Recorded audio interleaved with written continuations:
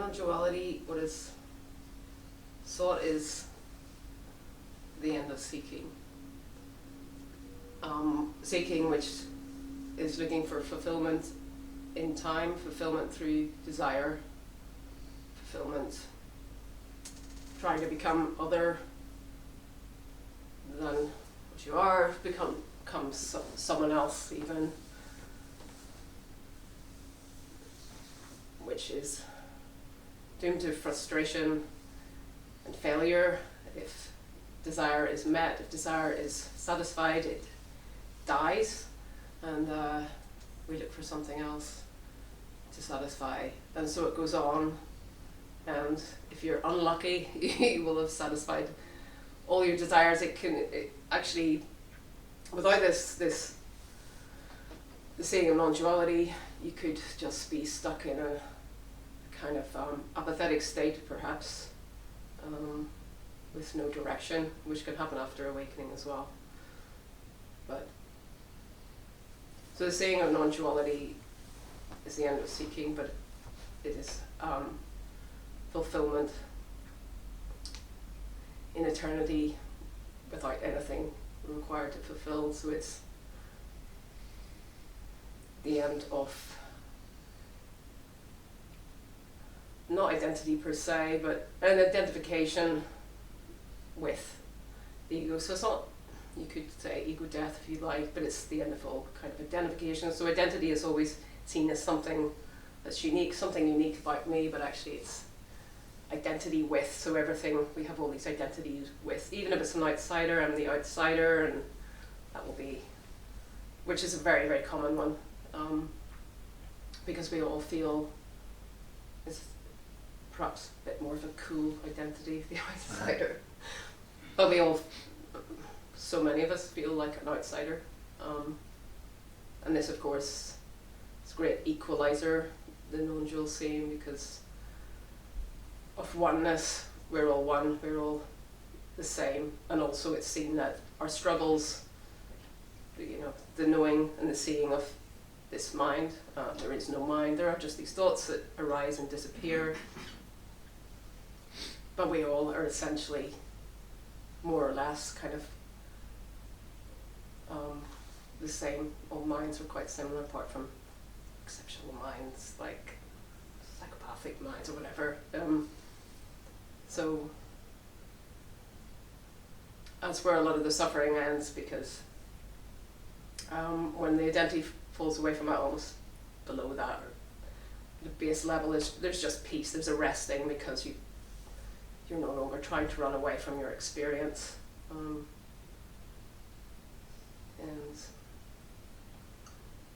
in the same way, so there's more acceptance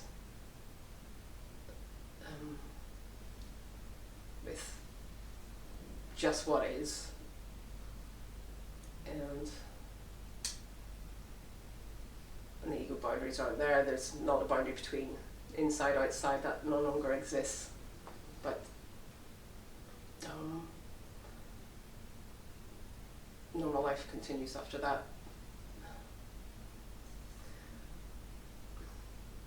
And desire can continue after that, but it's no longer looking to become other, in a sense. It's no longer invested with the same kind of, that this will bring something. So it's a game changer in a sense. It's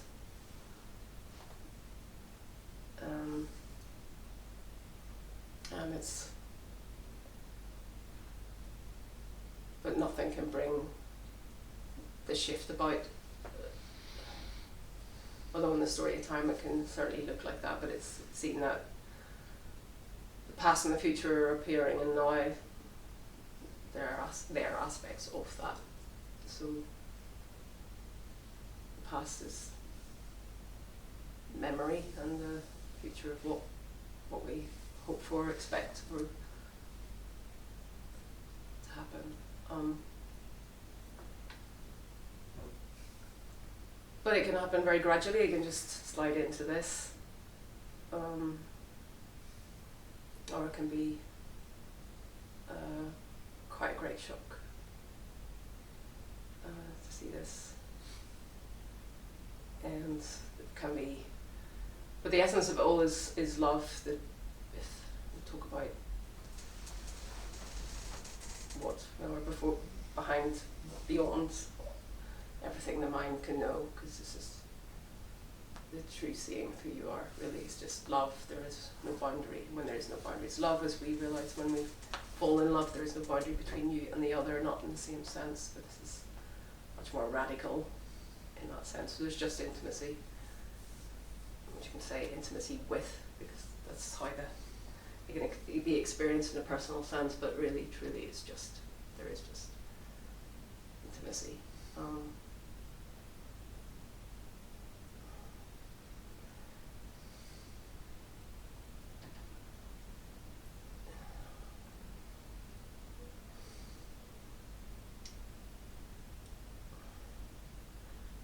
And everyone experiences moments of this, pretty much. Depends. It's all the energy that's gone into mind. Certainly, that's my experience, because it's impossible to imagine beyond mind. But I think some people have a sense of something beyond that. So there's a kind of wow, or a very gentle amazement of a wonder of everything, everything that's appearing. However banal something seemed, it can just seem so absorbing, so interesting.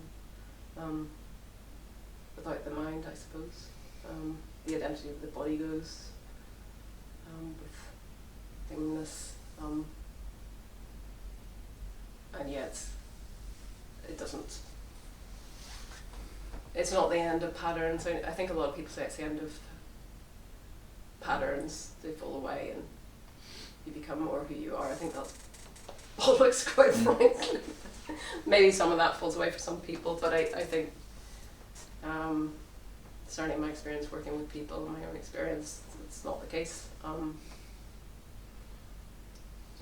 It's just so easy to coast along without thinking about that sort of thing. Your psychology may not get in the way, but you may still be acting it out without realising it. In a sense, you may still be trapped in patterns that do not serve you without even knowing about it. That's it might be even more difficult to realise that. And your defences are not there, maybe because defences are blown away by this, and so in a way you're more vulnerable in some senses, stronger but yet more vulnerable. So it's quite easy to get yourself into situations that you've no idea what you're in until if you're lucky, shit hits the fan long enough or bad enough that you realise that you need to rethink how you're living, etc. And you may have energetic experiences, like some people. All sorts of weird and wonderful and not so wonderful stuff can arise, which is kind of, some stuff is just mind-boggling.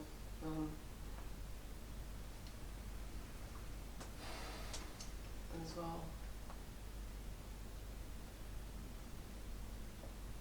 Certainly, I think a lot of people become much more empathic, if not to say empath, or because the boundary's not there, so the emotions are just easier to pick up on stuff, I think.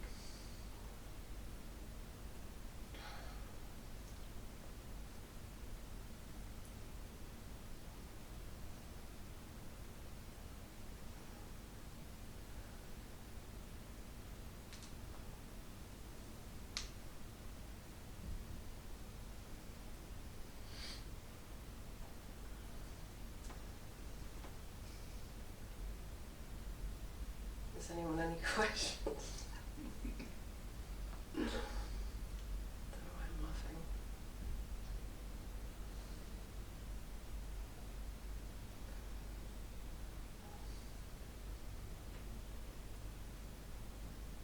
Maybe I could ask some. Maybe I could pick on someone. I'm trying to think of something. Go for it. I feel like I'm at school now.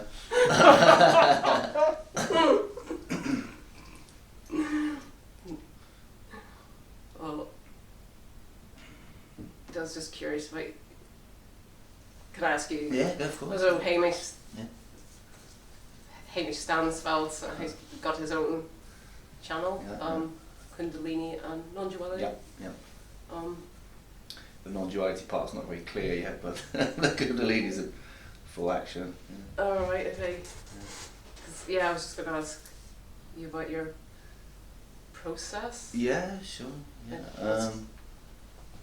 Well, I mean, since we last spoke, which was many months ago now, but I mean, my process has mainly just been really, well, the particularity about me is just intense and constant, non-stop Kriya. Like, it just never stops. Like, and you know, the head markings on my face. Like, I've got it looks just today. It looks like I just knocked against the wall, but my palms go to my head and they saw on a Buddha mark, and that happens either. Like, it will do it very lightly. It'll just trace over the meridian lines. And then out of the blue, it will do it very, very aggressively, and then it will start breaking the skin. And so it's just something that's been going on for over 2 years now, and just trying to deal with it. But, and I mean, ultimately what seems to be happening is I just feel more and more chilled out as time goes on. Like, it's funny because I first saw Jim Newman speak, like maybe like 4-5 years ago, and I just had this moment like, oh, something resonated. Like, there was this kind of like, oh no, like like something heard it, but it wasn't like yay. It was like, oh no, it wasn't a good. But then since then, it's just been this kind of just feeling more and more like, now I feel like I'm sinking into my jet. Like today, I was just, this morning actually, I went through a quite vigorous Kriya session, flapping around, and lots of noises like engine sounds, like ying ying ying ying yang yang yang yang ying ying. And then I sat on my bed, and I've just never been that relaxed. It was so funny because I was sitting there thinking, well, I don't know what non-duality is. I've never been able to really get it, you know. But hey, you know what? I feel relaxed. So whatever the Kundalini's doing, it's just drawing me deeper and deeper into a sense of not needing anything in particular. You know, that sense of need that I always placed in my stomach somewhere. And right. You know, when you're sitting, you're like, I just gotta do something, I need the next moment, you know, that's kind of fizzled away, it's fizzling away still, slowly. So now I don't notice it's there, but then like 3 months later, like, I'll feel even more chilled out, and I'll be like, oh, maybe it was still there a bit, because now it seems to be there even less, you know what I mean? Okay. So it's just kind of like, yeah, so there's no understanding of this message, really. Apart from a bit about seeking, that's the only bit I resonate with, like, oh yeah, I noticed that needing the next thing was causing a lot of suffering, and now that not being there feels more peaceful. That's as far as I've got with non-duality. So I can't talk about any of it, the concepts or anything. So if you articulate it, it would just be like coming home or being where you are. Or yeah, it's when you talk about that, because I've heard you talk about that a lot. Just coming home, coming to rest where you are. I've heard you say that a lot, and that really that's what it feels like is happening to me. Like, I'm just over time, slowly just coming to rest. Because I would have thought with like having like massive kriyas like you're having as well. I mean, you've never really resisted that. You've never had a problem with. Oh no, I just go for them. And they're crazy, but I just had no idea. Like, I don't understand where these knots come from. Like, I guess they're in the energy body, or like the nadis or whatever. And I mean, my body is just going just crunching with such force. I would think that by now, after 2 years of going crack, like, I would think by now that these channels should be clear, you know, to just understand where these blockages come from. But I had a mind blowing, my mind was blown just like 3 or 4 days ago, because I realised, and I've talked about this a lot on my channel, during the first year of my Kundalini awakening, all I was doing was reading about magic with a K and Aleister Crowley, and people like that, who was a guy he nicknamed himself 666, the Beast. He identified himself as the wickedest man in the world, the devil. He wrote some books, and there's a lot of, you know, confusion as to how much he was into black magic and not. He was very, very the kind of guy you just couldn't pin him down, but very authentic, I think, under it all. But so I was just reading about. I was just drawn. I felt completely guided to read about this guy, and I didn't really know why, because my interest in magic was purely just curiosity. I've never really I've never really sat down to practice. It looks really complicated. It's all about Kabbalah, and it looks like you have to work on it like you would the scientists working on equations. You know, to me, like it's completely unapproachable. So for the first year, but I'm just like, but why am I reading about this guy? And I'm talking about him, and it's like I feel like a connection here. It's like, am I just finding magic interesting? Because it kind of blew my mind for a while that was a thing, that it even existed, and there were shops, you can go into them and just buy books, and it works, you know, it's a real thing.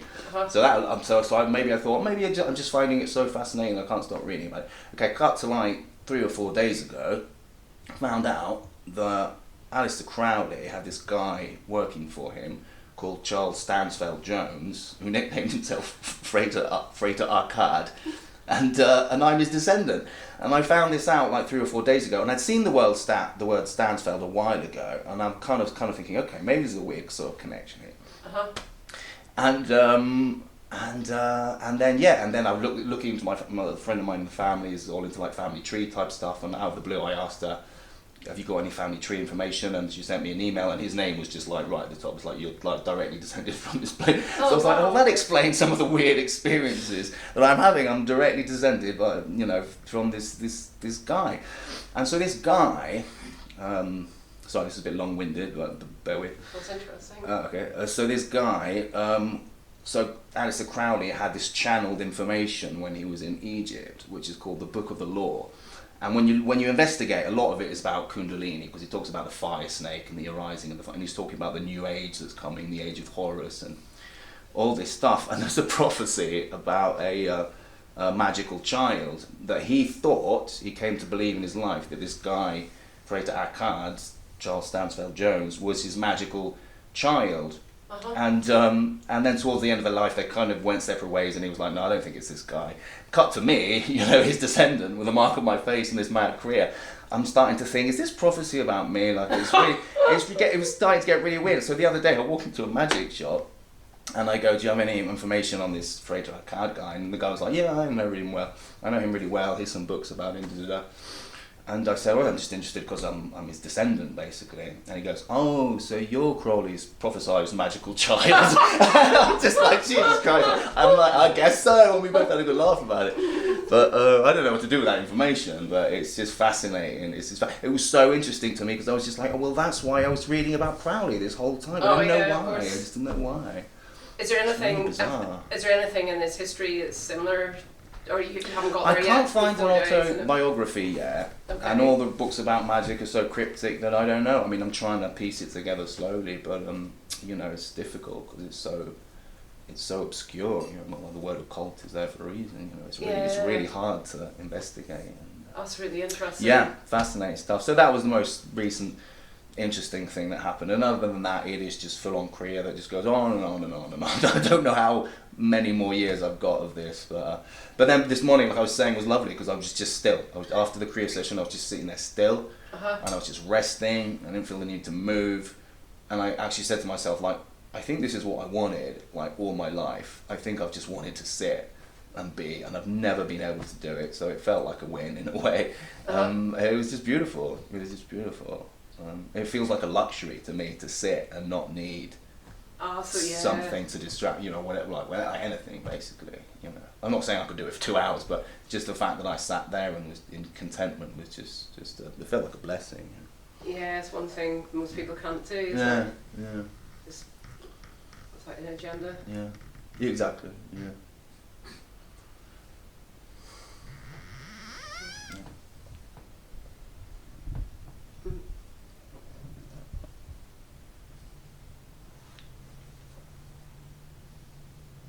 It might have been as well because through Rikesh, I met this woman who's got very intense Kundalini energy, and she's kind of the embodiment of Shakti somehow, and she works with a lot of people that Osho worked with, a lot of people that does like energy transmissions and stuff like that.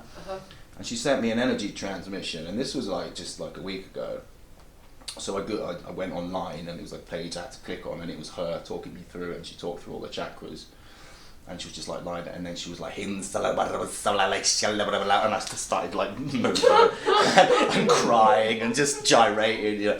And I could feel the energy for the first time, like I could feel my crown really strongly, and I could feel energy like just above my crown, and I never felt that before. Okay. It was like really intense, and that was really cool. And then after that, I think as well, now suddenly I feel a lot chilled out. So that felt like a turning point in a way.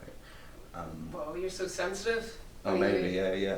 But what I loved about her, and also there was a girl that I was dating recently, we just broken up, but I keep meeting people that just don't care about non-duality at all, and it's just so refreshing to me because I'm so obsessed with it in many ways. Right. So I'm like, really? You guys you're not obsessed with this thing? Because they're clearly awakened and they have energetic stuff, and they've gone through all, they seem like anyone else who's awakened that I've met.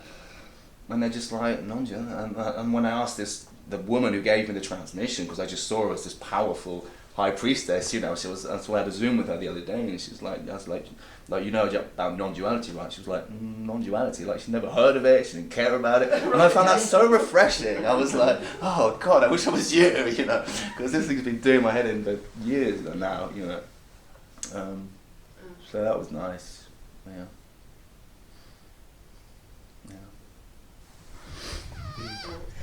When you said that, I got an image of everybody all looking at the same mountain but from different places. Right, yeah, absolutely. The non-duality crowd are over That's there looking right. from the perspective of non-duality. Yes.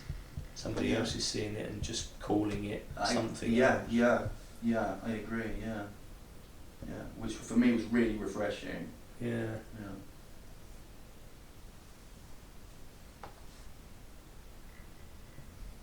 What about you, George? I'd say I was the opposite to Hamish, because I can spend a lot of hours doing nothing. Oh, really? Yeah. Is it kind of over for you, or then? Seeking and sort of the seeking that I went through for a while, is over. As in trying to find a fix for myself. That was basically what got me on the path. So since had you been to meetings before that? Did you know what No, non-duality? this is the first meeting I've ever been to actually. But I've been following stuff on YouTube and read books and stuff for the last 12 years or something. Oh wow, so it's happened quite a long time ago? Yeah, it's happened gradually for me. I never had any really big experiences, shifts. Maybe I did, but none that were so big that I, framed them and then talked about them, and it's just a gradual thing. So you never talked to any of the speakers or anything? You never had one-to-one or anything like? Well, I've had contact with people on internet, and you know Benjamin Smythe. Yeah, I do. So yeah, I feel like he was a mentor to me. Okay. I still chat with him Okay. There's a guy called John Sherman in America who I know the name, he but- taught he wrote a book called Just One Look, and it was basically so it was very direct, self-inquiry he was teaching. I'd say the same as the headless way, the just sort of look inwards sort of thing. And I was into Bentinho Massaro for a short while, that guy. Yeah. I feel like I'm mentioning names. I don't know if I should be mentioning names. Oh no, it's absolutely fine. Honestly, it's cool. But anyway, I had a hypnotherapist who showed me that Bentinho Massaro, and he was like, "Look how relaxed he is and all that," and I was like, "Well, I want to be like that guy, yeah." And then he went off the rails. and then but I didn't understand what they were saying, their pointers basically, aware of awareness and that. I was trying to grapple with my mind, I couldn't get it. Uh-huh. And when I read this book called Just One Look by John Sherman, it was just so matter of factual the way he was talking. It just sort of really hit me, so I just went down that route for a long time, just doing inquiry. Oh, okay. Just sort of doing that inquiry, but the thing is, What did that look like or sound like? I'm curious. I'd say it was just like it looked like just this, I suppose. Like it's hard to But what did it sound like? What was the inquiry? What was the question? He framed it as all you need to do is just look at yourself. That's how he framed it. So I think it like the same as Ramana said, like just try and find the I. Mm-hmm. But the way he was talking about it in his own terms, very simple. That he said you just need to find you. Just look for you. That's all you need to do. Don't worry about awareness or consciousness. Did you find Yeah, I guess I was.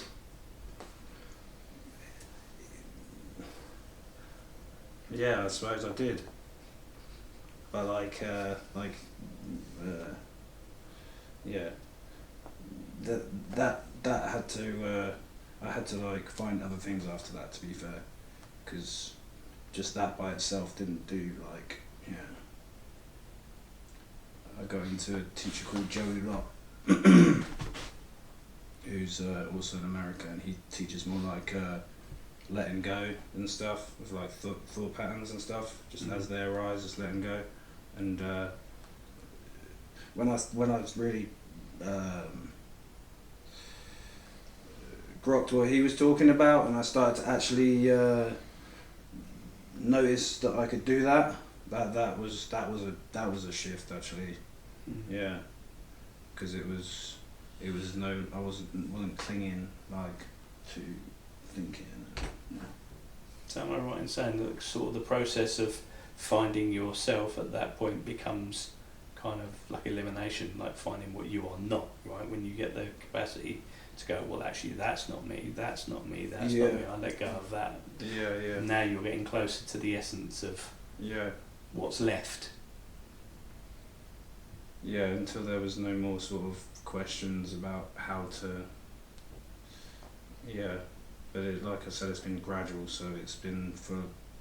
That was 2012. I remember it was 2012 when I read that John Sherman book. Mm. So yeah, it's been I've been sort of on the path for a long time, but it's been very gradual, and there's no sort of end. There's been no sort of I'm there, you know, and like finally, Mm. Has it changed your sort of life in certain ways, or your work, relationships and stuff? Would you say? Or? It's changed. Yeah, like I don't have the same friend group that I used to have. I've sort of in the last sort of 5 or 6 years I've got a completely new set of friends who are more in line with like the way I am, sort of thing, sort of more free spirited, and I don't really bother with certain connections anymore. So yeah, it has changed, like how I relate to people, and I can feel a bit Was that kind of easy? You weren't isolated or anything, or? A lot of isolation, but I'm a very solitary person anyway. Were you always like that, quite introverted? Yeah, always introverted, Yeah, it's tough anyway, isn't it? Yeah. But all American teachers mostly, is it just? It was John Sherman's book and his teachings, and then eventually it was Benjamin Smythe and this guy Joey Lott, who I still watch Joey Lott's videos on YouTube, and I think he's great. So anyone listening. Yeah, it's funny what Joey resonates, isn't it? Some things just seem really clear, don't they? And other things just confuse you when you're looking, when you're trying to validate this, if you're trying to make sense of it or something. Yeah.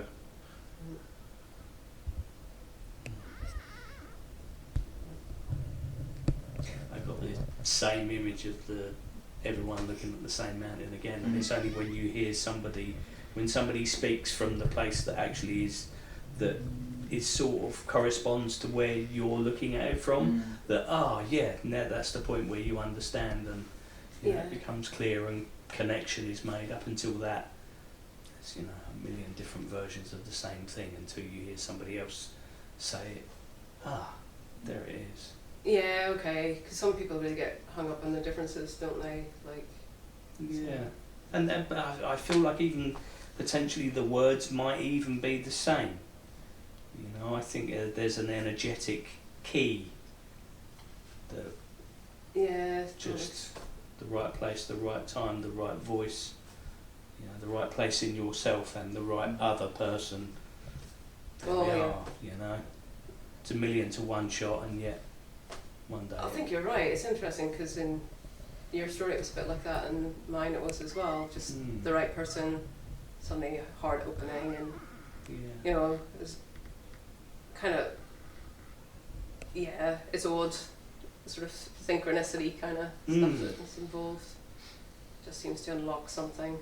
Yeah. And of course that's all one story, but it's can't dismiss it. Yeah, it's sort of such a kind of a long shot, such a sort of miraculous happening that the moment the dust settles and you're sitting on the other side, you look back and just absolutely fucking makes sense. Yeah.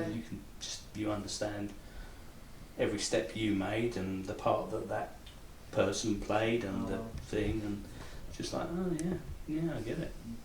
Yeah, of course.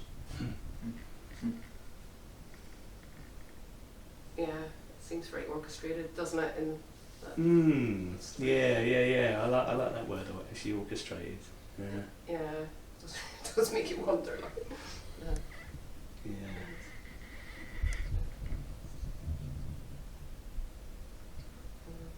Is it so difficult being introverted now, or is that kind of a bit easier to be with? No, I'd say it's much better now because, I don't. Before, I was like, trying not to be an introvert, definitely trying to be outgoing, and once I just accepted it, it's sort of easy,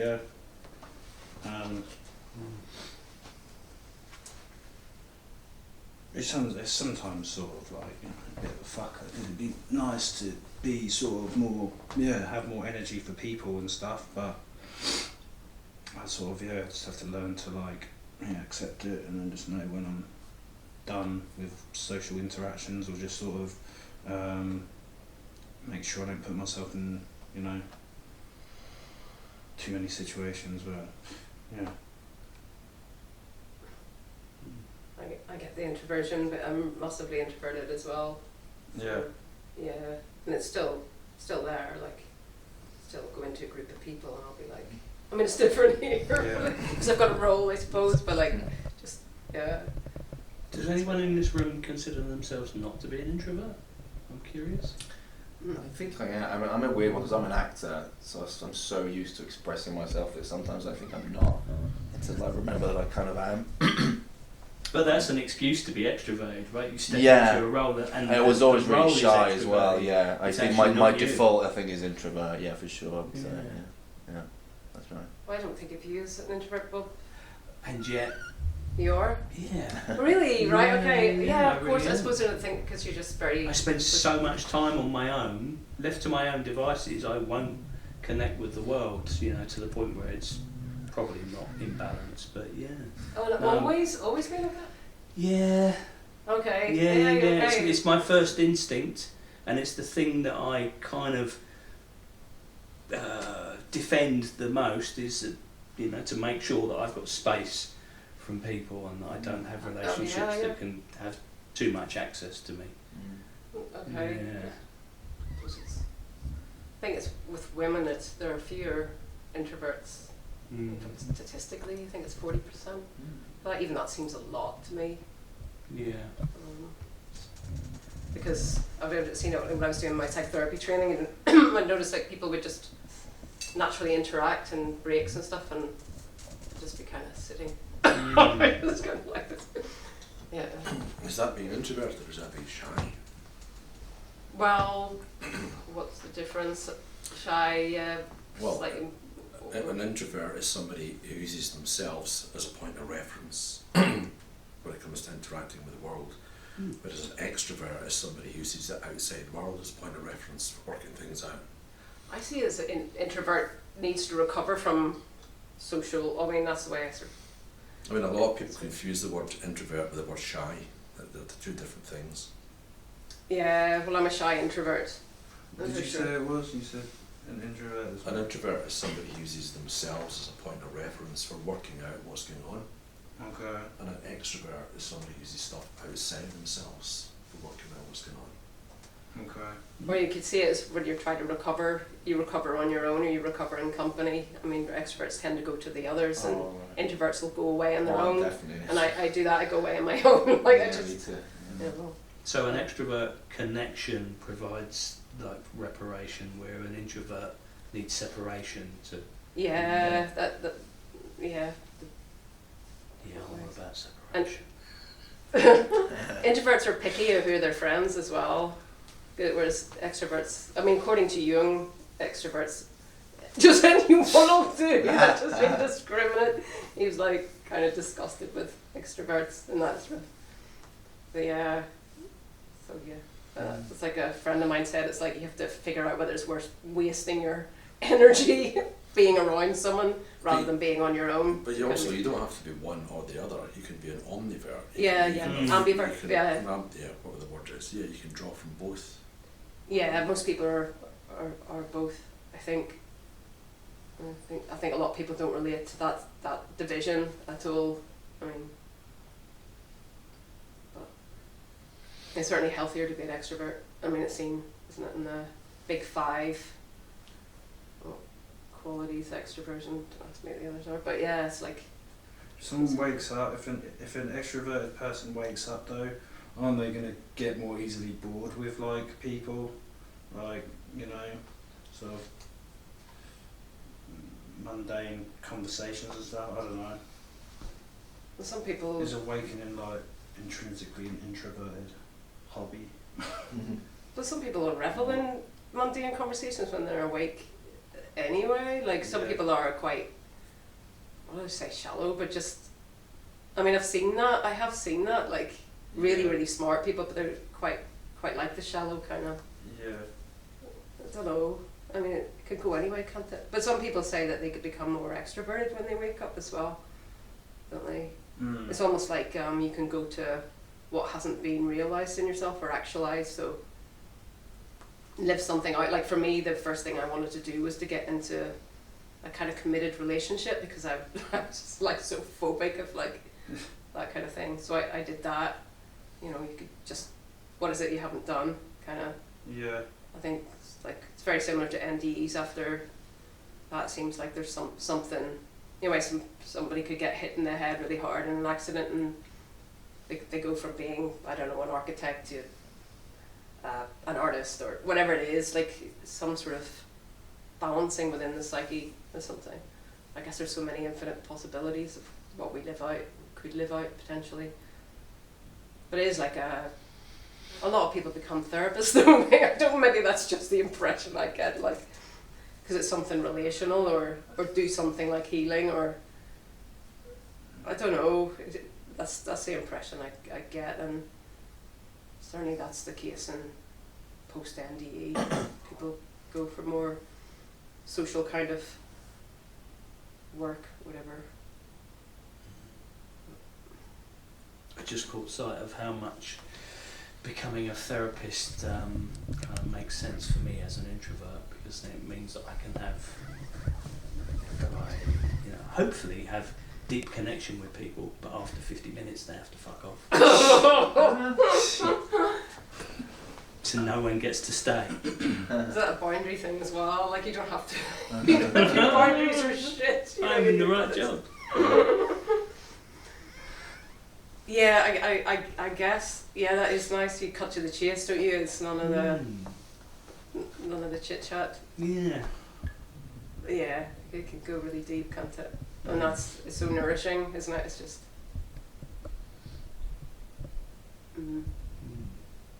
It's all about that emotional connection. And some people just don't go there, do they? And,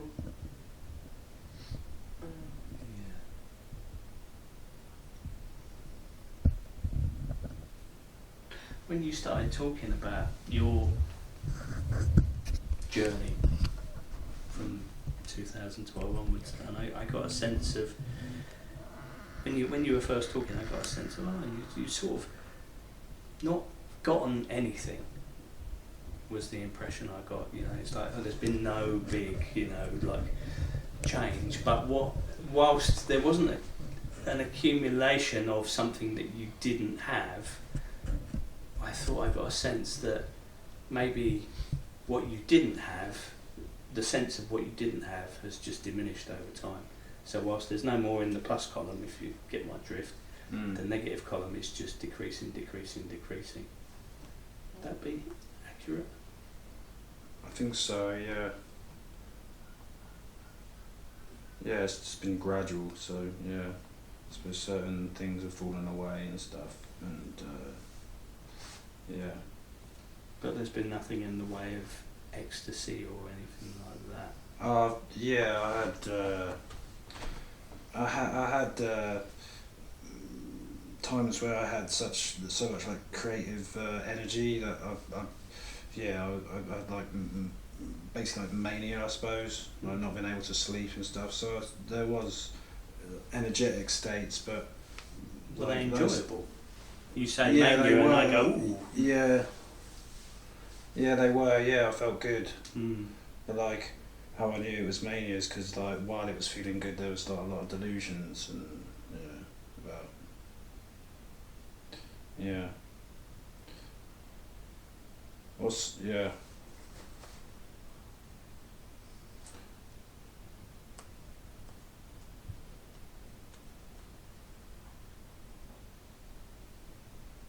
But no, like you hear like Tim Kliss or someone like that, and he talks about this episode he had where he was just walking one day and then everything he had an experience where he just saw a completely different reality to what he had been used to, and then he just had to get back to that.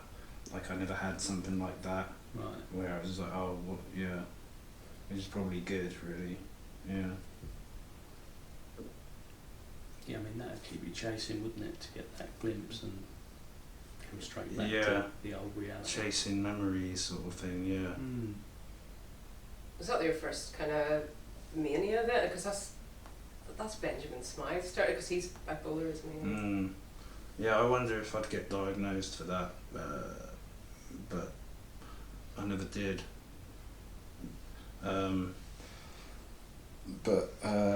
Yeah, even that, like, I write music, write songs, and when I first started really believing that I could do it and had all these delusions, this mania and this crazy energy, I'd go out and yeah, it was almost like shit, like like it felt crazy. But now when I have a creative peak, I still have this high energy, but it's less. There's less delusion. There's less. I see the delusion patterns more quickly, and yeah, there's more groundedness now. What do you mean by delusion? Well, you think like well, to be like specific, I see myself like on like a Joe Rogan podcast or something like that, talking to Joe Rogan, something like that. Or just Maybe it's a premonition. Yeah, I hope they're not delusions, man. yeah, exactly. Well, I don't know. Is it good, like, in retrospect, like the music you're creating, do you think it's good in that kind of state? Or is Yeah, I do. Yeah, I do. okay, Yeah. so it's not like Yeah, you, so- afterwards you're like, oh my god, And- like yeah, being pissed yeah. or something, I'm brilliant. Okay, so, No, yeah. so you're talented anyway, but so, Yeah. But have you had success with it, or um, oh, it doesn't matter, you don't have to say, No. like, it's just,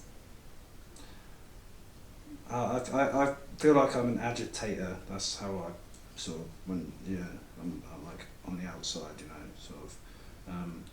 So, and because of my the way my introversion and I don't, you know, go out and to get places in music, the world of music, you need to network and all this sort of thing. Like, and so that's one of my downfalls. But yeah. I love an agitator. Yeah, I like being an agitator. Yeah. Yeah, I got a That's semi fun. when you said that. Nice. Yeah. If you were to change the word delusions for fantasies, would that make it any different for you?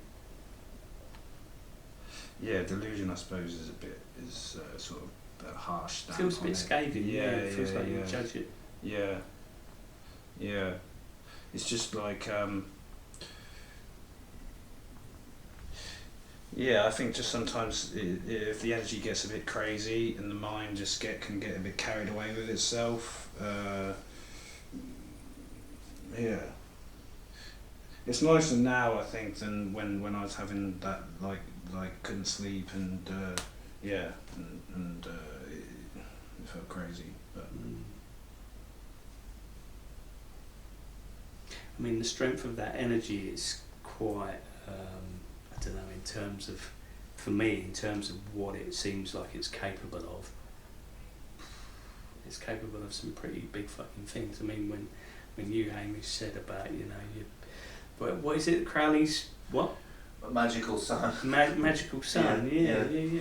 And I remember at the point of, like, in the aftermath of awakening, in trying to make sense of it, and I don't know, there was only a couple of things that really made sense. One of them was I'd gone mad, and the other one was that I might be the Messiah. And I give both some credibility, I guess. The first one, it's just in relation to society, and good, I aspire to be mad in relation to what's the societal norm. yeah. But I don't know, that honestly, that fucking the potential of that energy. Yeah.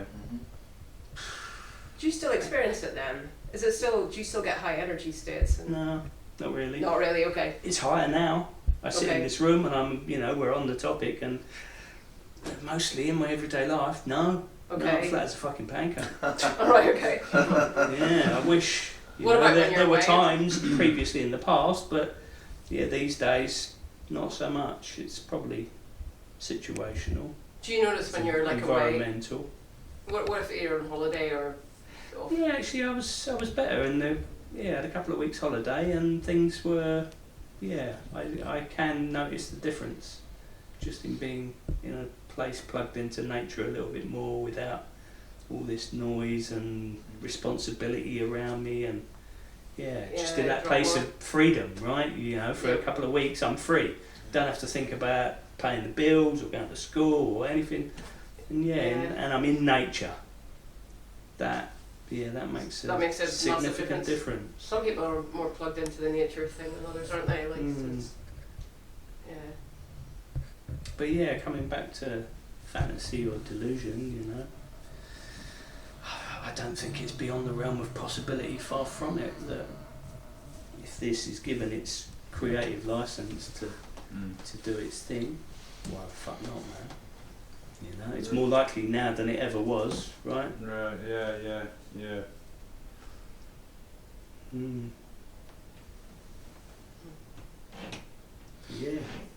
No. I don't know. I don't quite. My potential to be the Messiah doesn't quite resonate with the same thing now, but it was plausible, and actually there was a lot of truth to it. What can you expand on that? Because that's fascinating. Like, because usually it's seen as so negative. The delusion of that, a lot of people get sectioned, right, for live, or at least living that one out. In some which you don't seem to type.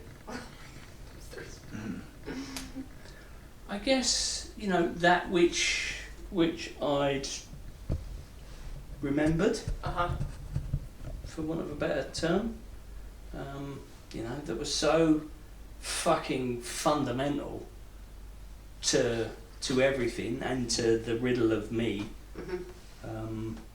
Was such a big fucking aha. And I don't know, yeah, I need to look at what that Jesus bloke was supposed to be walking around doing, and it made much more sense to me that I was the same. Okay. After that point, right? There was. Okay, just to see I it felt, as you know, I felt more powerful. There was energy that I was connected to that I hadn't previously been in my life, and I don't know. Yeah, I felt like a miracle had happened to me, for sure. Yeah. That was the only way I could qualify it in terms of my life and my experience. This was a full-on fucking miracle. Right. No denying it. I knew it. It felt like people around me could feel it. Right. So even just kind of in the people around me, I was sort of got reflection that okay, it's not just me. It seems completely logical to me, completely sensible. I mean, I've had my own Messiah things within my life. Felt for a while I thought I must be definitely the Messiah. I mean, I've literally got my hands making a mark on my face. Yeah. Now I've kind of calmed down about it, but I certainly went through that phase. And I look back and sometimes I'd say, when I talk about it to people, I noticed I was saying, oh yeah, I used to have Messiah complex for a while. But actually, that terminology is not quite right because it felt perfectly appropriate to wonder if I might be them. It didn't feel like delusion to me. It just felt like, well, I have a mark on my face, can't see anyone else with one. I'm being singled out. Am I the Messiah? Perfectly rational trail of thought. So I feel no shame about saying that at all. I've calmed down about it now for a while. I was like, you know, you can't. It's kind of excited. You can't be excited for years. You know, eventually you just chill out.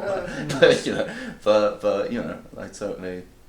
And I think a lot of people, you know, go through Messiah stuff as they're awakening because of the experience you have. They're so intense. I mean, I had a moment I'm lying on the floor, and my arms went into like a cross Jesus position. And I felt like I was crying. I felt like I resonated with Jesus on the cross, and I'm lying on my floor with my arms like that, crying for the human condition. So I'm like, what am I supposed to do? You know what I mean? And I was just walking. I was have a cup of tea, and like, oh, that's cool. You know, you just like, you know, but. Yeah, I had the same thing. Oh, did you? In the actual event where the awakening occurred, in that process, you know, I was in a room full of like 20 odd people, and there was a point where. As it was happening, I was standing there and I was, you know, kind of open and I'm crying and they all came in and crowded around me and hugged me and, you know, but as they came in, it was surprising to me at the time, but as they came in, I knew that they were compelled to come in and hold me because here I was, you know, I didn't know all of this, right, but there I am. I'm open, I'm vulnerable, I'm probably letting all of the pain of my being out, and I'm entirely vulnerable, and they were drawn to that the same way they probably would be to a newborn baby, right? Yeah. So, but as they came in, as they crowded around me, I literally had the thought, this is how Jesus felt. Yeah, I get Whoa. that. I get that. Oh, Such was the amazing. kind of purity of my emanation at that point that they were drawn into the light, and it kind of came and went. But when I replayed the tape later on, there it was. At the point where it happened, I thought, fucking hell, this is how Jesus felt. Yeah. Okay. Yeah. So, but yeah, I mean, as far as it being a rational conclusion, you know, here I am. Suddenly, all the pain of my being has been magically solved. I'm full of joy and bliss and love, and all I know is unconditional love. And I looked around and I thought, do you know what? If this fucking happened to everybody else, you know, here we are. That's fucking. Yeah. You know, my personal transcendence would be transcendence of the species. Right. So I'm not gonna keep this quiet. I'm gonna walk through life doing what I can to pass this on. It's gone a bit quiet recently. I'm trying to be a therapist instead. But yeah, so on that level it makes sense. But also, just, you know, in terms of non-duality is the end of separation from everything, right? The end of separation itself. Well, if there is a God, I am no longer separate from it. I remember that I'm that as well. Mm. So if there is a God, I'm it. And that was very clear as well in the thing, in that awakening process, was just, oh yeah, everything I sought for, it was me all the time. Fucking hell. Wow. So yeah, sort of makes sense. What sort of meeting was that? Was that a non-duality?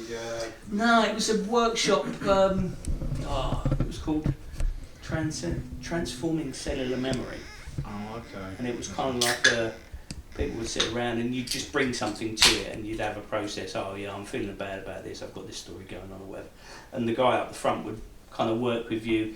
He trained as a psychotherapist, and then he realised that kind of therapy was lacking something. So he went off and he kind of met this woman, and he trained in connecting to Great Spirit and marrying the two. Wow. Right? So kind of tantric. Right. So it was the connecting of that energy to the human in just conversation, Okay. but also energetically. Yeah. Cool. Yeah. And every so often, it really happens in the moment. Yeah. Yeah. Nice. But I just walked in, just fluke. Yeah. Fluke. Oh, I wow. didn't even know what it was about. Life guided me there. Okay.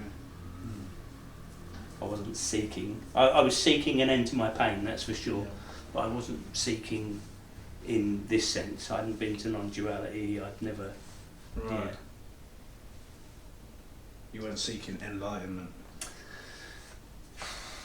You were seeking. You wanted to feel better. I was just in a lot of life pain, yeah, and I needed it to change. Yeah. And you know, Yeah. that was forcing me to take radical steps outside of my normal pattern. So that meant that I went to the other side of the world, looking for something, Wow. looking for answers to questions that I wasn't even quite conscious of. Okay. Who am I guess. Yeah. You know, I'd just kind of given up on being who I was. I'd just finished a career, and I was just like, right, so what's left? Who am I really? You know, I was that for 20 odd years, but now that's over. What the fuck have I got? Who am I? What am I supposed to do in this life? Why do I feel so bad? Right. Yeah. And they're all conscious questions. Yeah. Yeah, I've had similar. I wonder if it comes to that, doesn't it? I suppose most people who become philosophers have had those questions, haven't they? Pain. Yeah. A lot of people don't seem to ask it, do they? I don't know, sort of like, I suppose in their own way or unconsciously, maybe it's. Because I always wondered, how is it that people live, or that they think this is enough? Is this really enough? It just seemed incomprehensible. But yeah, it is. You just pick up the distraction again rather than pursuing Yeah. that question, don't you? It may well come up, but I guess pretty quickly you're going to go, okay, and just do something else that's in the distraction train. You'll dress it up as being something noble, I enjoy it, or, you know, blah, blah, blah. But yeah, those kind of really scary questions, yeah, we mostly turn away, don't we? Yeah. I think it's hidden. It seems more hidden with a lot of people. That's the way I experienced it. Where maybe the suffering's just turned up enough, I suppose.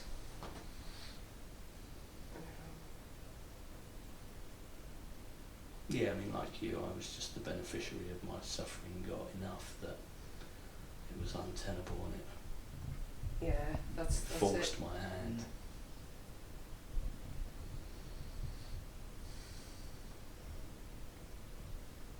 Yeah, I can't say I just kind of consciously made smart choices. I was just fucking desperate. If you would have lived it all differently now, if you had to live it over, if you were living your life again, which makes it really mad.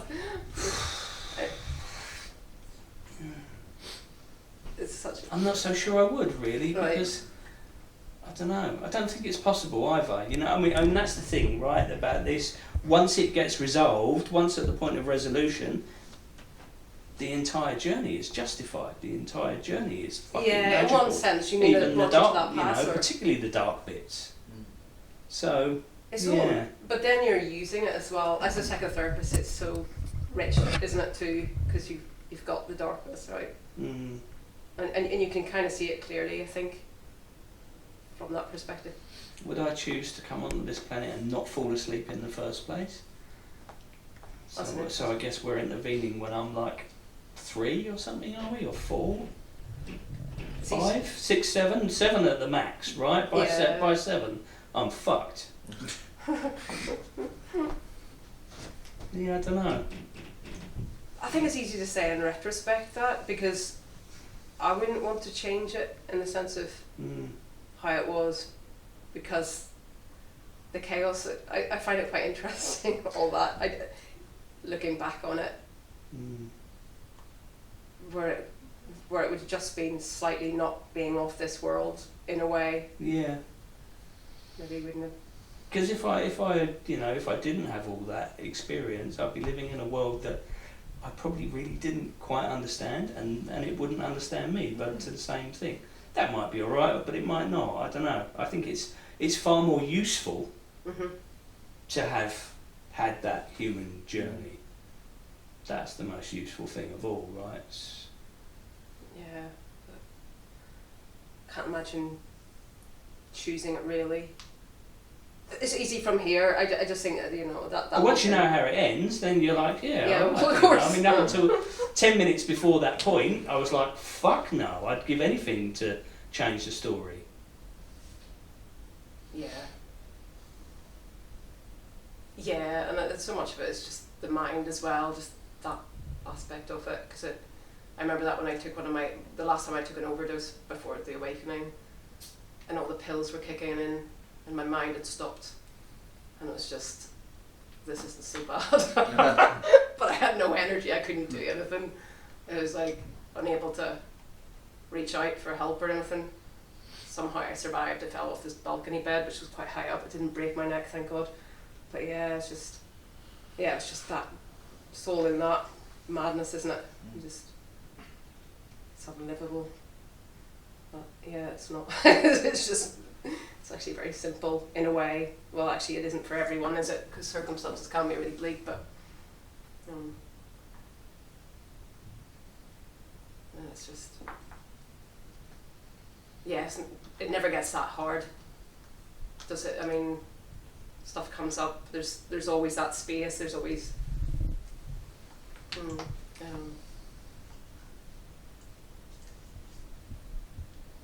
It never gets that hard now.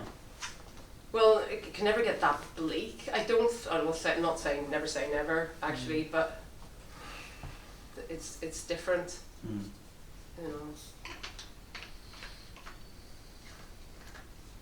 It can certainly still be difficult, but yeah. Yeah. It's not that bleak.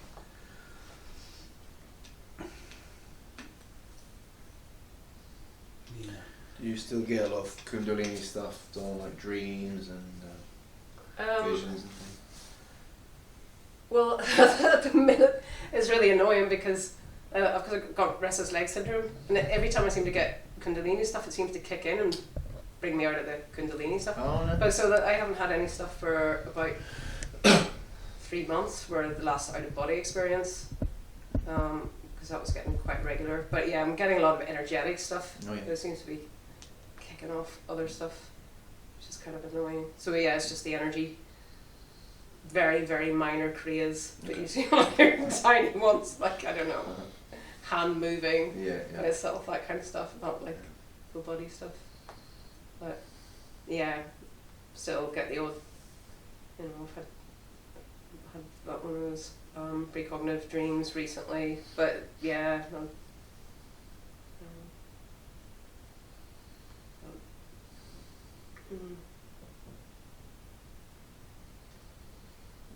But mine always kind of seems to change and go quiet, and yours seems very constant. Mine's, because mine seemed very similar kinds of out of body experiences, and then the sort of near death like ones were before that, and then it was like other dimensional. It just seem to go through phases of different kinds of ones, but it still comes in the same way, like that flooding, like your whole body being flooded with It's so energy. weird. Yeah. It's just, Yeah. right, I still can't get my head around it because it's so, it feels so physical, like so. Is it almost? It makes no sense, does it? Yeah. It's, It always feels like electricity to me. right. Some of the out of body stuff seems to start like a heel, like hailstones inside, like just the whole body, or else it's either that through the chakra, but it seems the whole body. And I know if it lands on my back in a certain way and starts pulsating, then I know it's wanting to take me out. I just let it sort of pulsate, and then suddenly it's like floods the body, and it's like. Yeah, like that. Except for the initially, because I'm like, am I going to a hellscape? Is this going to be like going to open a door or something? Or who's going to be behind it? Is it gonna be an evil demon, or is it, you know? Yeah, and sometimes it seems to interact, like all these things, like lucid dreams, like it seems to interact out of body and requesting something, and sometimes it happens, or but I seem to be getting a lot of guides. It was like a period of that, a lot of, you know, come to meet me, flying with someone, with some kind of spirit. It was really beautiful, some of the landscapes and stuff. So, yeah, I guess more interested in the normal life. Yeah. Do they show you things that end up happening in like real life? So in these dreams, you say they're like guides.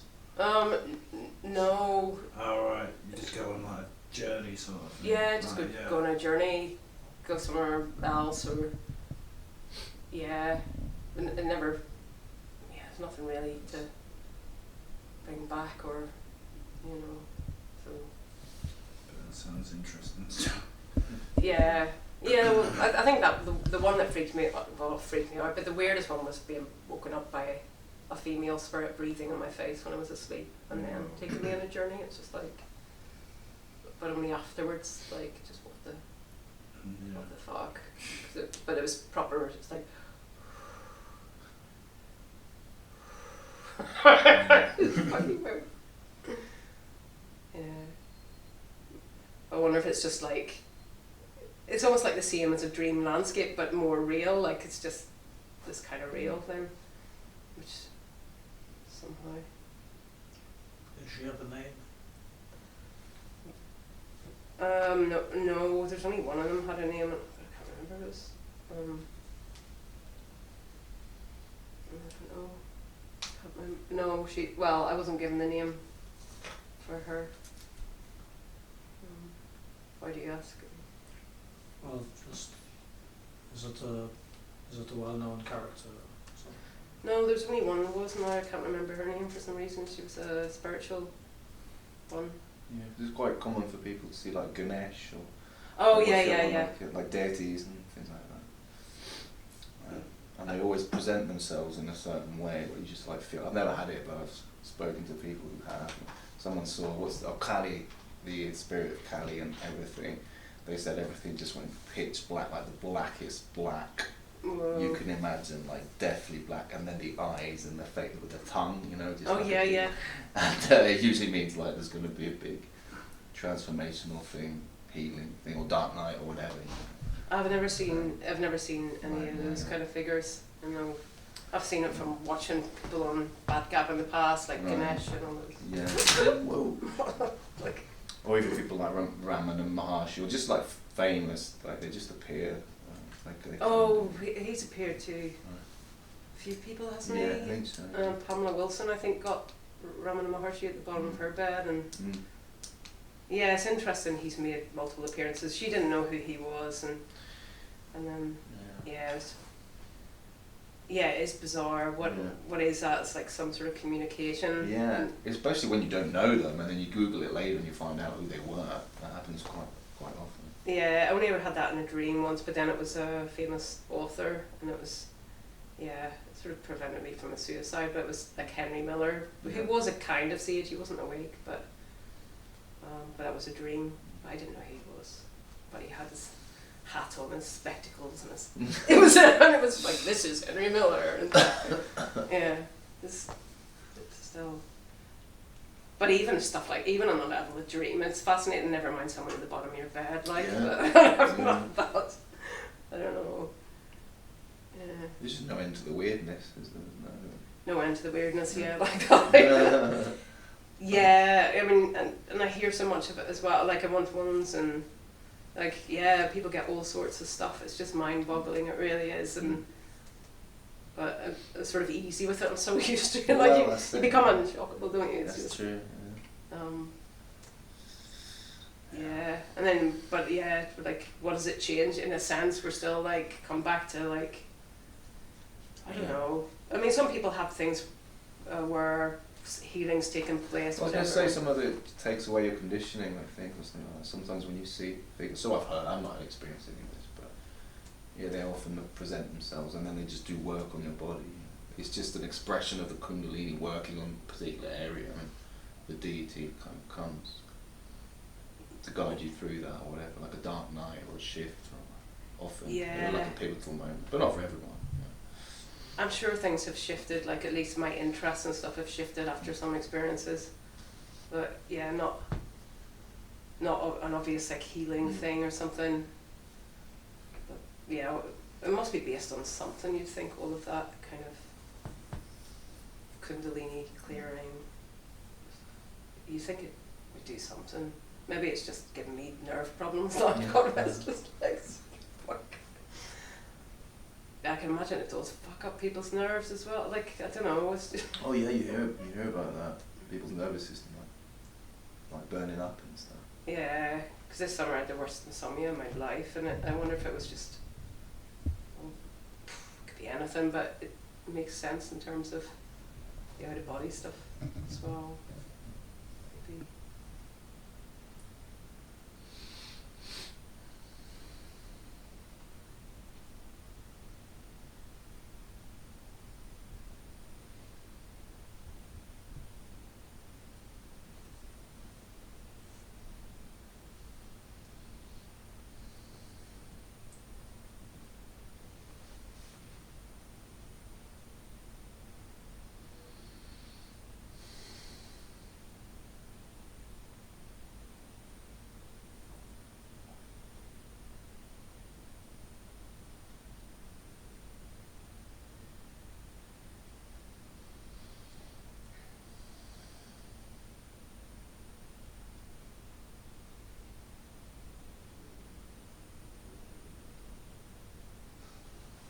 You mentioned earlier being an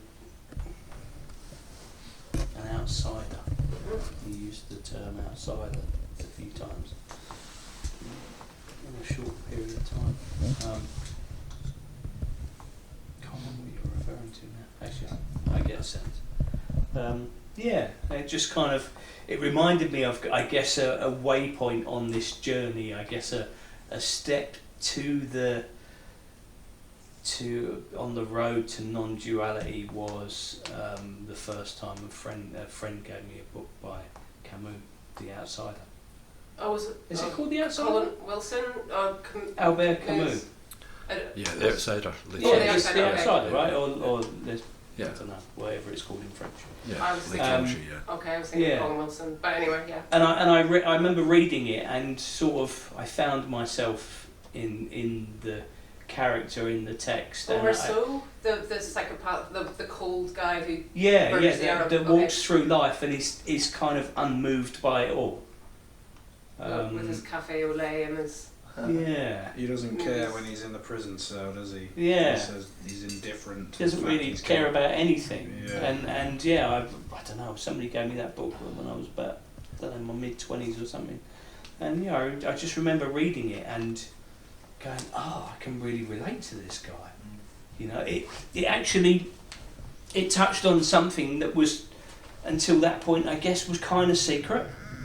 Oh, right, okay. Because I'm not going to tell anyone that, or maybe it wasn't even till but having had it named and described, I saw that actually, yeah, I can relate to this. You know, quite often I'm in situations where, you know, emotions are high, and whilst there's a part of me that's that's in it and present and sort of active. I'm absolutely connected to the part that is unmoved. But his idea was like anyone who doesn't cry at their mother's funeral will end up behind bars. Wasn't it kind of like, but he was guilty of manslaughter, wasn't he? Right, I don't remember that bit. Okay. I just remember what it showed me, what it put me in touch with in myself, and which is kind of, it is related to non-duality. You know, the Yeah. part of myself that is unmoved, unaffected by anything that goes on, that's just present, doesn't have a opinion about anything really. At the point of reading that book, that was the first time that it had been sort of legitimised and I could actually recognise it. And I guess I'd felt guilty about that until that point. It was just a secret, you know. I was like, actually, I don't really. I know you lot all seem to be bawling your eyes out, but there's a part of me that just doesn't get it. Yeah, okay. Yeah, okay. I think, I suppose I must have related to it. But Yeah, I just brought it up because What it's... about the Joker with Joaquin Phoenix? Right. Yeah. You? I think, when I watched that, how long ago was He's that? an That was a antagonist. good. The first one was great. The Yeah. second one was Yeah. a bit The second one was that must also be good what- though. weird. It was deep. A lot of controversy. I remember the first one. I came on the way back. I was skipping home from the cinema. I was so related to his Yeah. sense of being an outsider. Yeah. Yeah, I get that as well. it was such a great performance. It was Yeah. all the dancing and could you relate? I mean, I couldn't relate. Oh yeah, I haven't killed a bunch of people. But on the way home from that cinema, being an outsider was sexy again. But you've had the thoughts, haven't you? Absolutely, yeah. That's it. He just gave permission again. Yeah, that's a good thing. Permission is good, isn't it? Yeah. Unfortunately, I need permission a lot of the time. Yeah, I think we all do. Like, from time to time, because, you can get... More than I wish, for sure. Well, some people, it's the opposite, isn't it? Mm. So it's... I think you do. Yeah. If only awakening had solved that permanently. Unfortunately not. What do you mean permission from what? To be myself. Yeah. What say other people have to reflect back that it's okay for you to be Yeah, in a way, and the right people maybe. Yeah, Also. I understand that. Yeah, if only I could be myself. Yeah, Yeah. It's funny, we were talking earlier about Albert Camus not caring anymore, how that's connected to non-duality. For me, because I was saying at the beginning of the meeting, I don't understand non-duality. But what is happening to me and what this relaxation, where it comes from, is just, if I'd never heard of non-duality, I would just say that I seem to have stopped caring about stuff in the way other people do. In the way that, like, I'm losing up, my best friend fell out of my life. He was like I was best man at his wedding like a year and a bit ago, and he just fell out of my life. And he's just really angry and doesn't understand. I know he's really hurt, and there's just no caring in me. There's not even any empathy, much, and it kind of freaked me out a little bit. It's like, is something wrong with me? What's going on? Why don't I really care? I mean, perhaps I do on some kind of level, but I can't find any agitation or any worry or any kind of my body doesn't seem to have a problem with this. That's the way I can describe it. Like, it's not. And so there's such a major shift, and again, when you go through shifts, people look at you like you're nuts, or you lose friends, and this is all common stuff. But the fact that I just don't, none of it bothers me. It's just such a, it's weird. Like it's weird to be so relaxed when it just feels like there's just less caring about just stuff in general, like anything really. Your friend falling out of your life, are you able to make sense of that on some level? It was the dumbest thing, to be honest.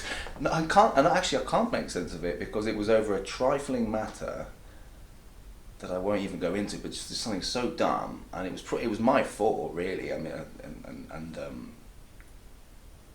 I was trying to explain to him, like, well, maybe I will go into it. Essentially, I was high, and he lent me a monitor, like a TV monitor, and I left it on a bus because I was high. I was really high, and he should have known not to lend me stuff because I get high all the time.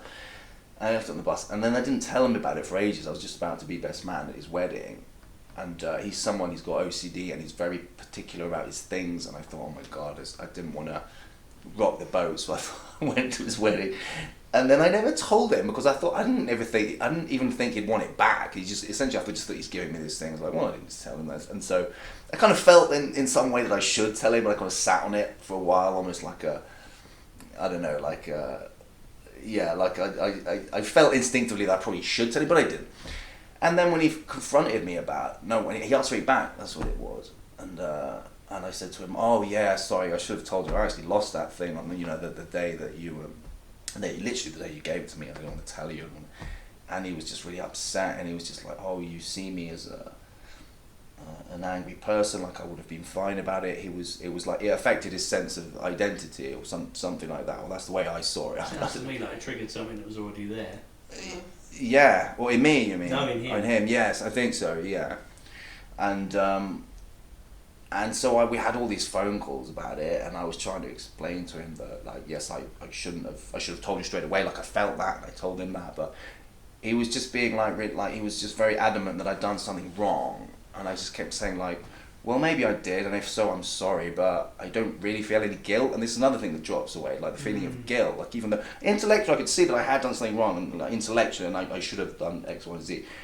But if I was honest with him, which I was, I said, like, I don't really feel guilty, I couldn't explain myself, and he was suddenly really confused because it's like he wanted me to feel guilty because that's what people do, that's how people should feel when they do something wrong, and I was like, yeah, but I don't. But if it happened again, you'd like try to, it's like, don't give me a TV in future, but if you do, I'll try to not be high or be more, like, I don't know, but I just didn't have anything to give him, and I'm trying to explain myself, and I realised like I got nothing. I'm just giving him, and then I started talking about Kundalini and awakening, and then it was just digging my own grave more and more because he couldn't understand. And in the end, I think he just thought I've gone a bit nuts and I've taken too many drugs, and I've kind of like, and we just kind of left it. And I kept picking up my phone to try and explain myself, and then realising I couldn't really explain myself and putting it back down. In the end, he just kind of.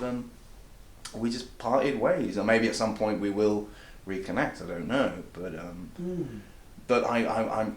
What's extraordinary was that, like, we've been through so much together. This is my best friend. I was his best man. We've been through thick and thin. We've had each other's backs. We've been there for each other. Like, we've this whole storyline, and then just suddenly I'm like, whatever. It's like there's no. And that we associate that with being callous and being cold and being, I don't know, shallow or whatever, or in denial. But if I'm honest, I just didn't really feel much at all, and it still blows my mind now. It's like, how come I don't care about this? It's really, really shocking. Anyway.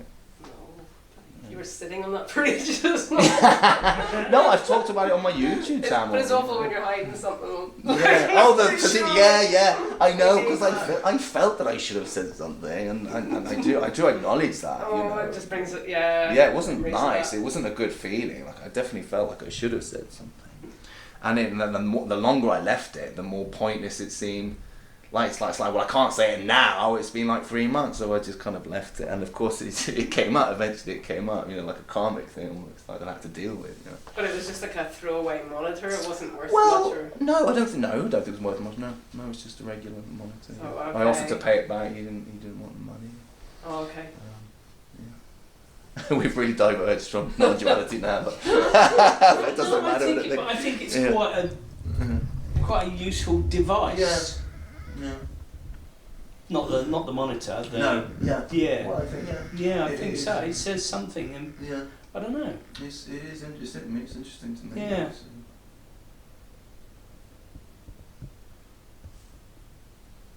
But that feeling of just emptiness, and like today, I was just looking out the window. No particular worries or anxieties or feelings or. Would you change it if you could, in order to care about your friend enough that you might give him what he needs. If I to could go carry back on. in time, I would. No, Sorry. not you Oh. leaving it on the Okay. bus. Would you change that you might have some kind of care about No. it more that would make you be different with him? No, because I like the peace, the Mm. feeling of peace, rather Yeah. than the agitation that comes from needing to please someone or people pleasing or guilt or like. Because I think a lot of friendships, so-called friendships, are just kind of patting each other's back. You know, I'll feed you, you feed me, kind of thing. And I'll make you feel good, you make me feel good. Yeah. And if someone has a kind of shift in perspective, that can really suddenly just didn't jar anymore. You know. Mm. Even though technically I still think I did something wrong, you know, again intellectually, but I don't feel like that. You know? Yeah. I mean, get over it, man. Yeah. Right. Yeah. You know. Well, as well. really. Yeah. Yeah. Yeah. Yeah. And you can't kind of step out of the integrity of that in order to meet him where This he is is. it. You know, This I is really it. can't give you what you fucking This want. is it. That is. Thank you. That is exactly You that. just can't. And that's what I meant when I kept picking up the phone, and I was like, Yeah. it's not. I can't. I would be now becoming inauthentic and lying in order to give you what you want and being Yeah. something I'm not, which isn't the case. You know? Yeah, I do care about the friendship, but Yeah. so long as you care about the monitor Right. or my behaviour in the past, Yeah. then we're not in the same place. I'm Yeah. here in the present moment, you can meet me here, but Yeah. there, sorry, I'm True. just fucking not there. True. Yeah. True.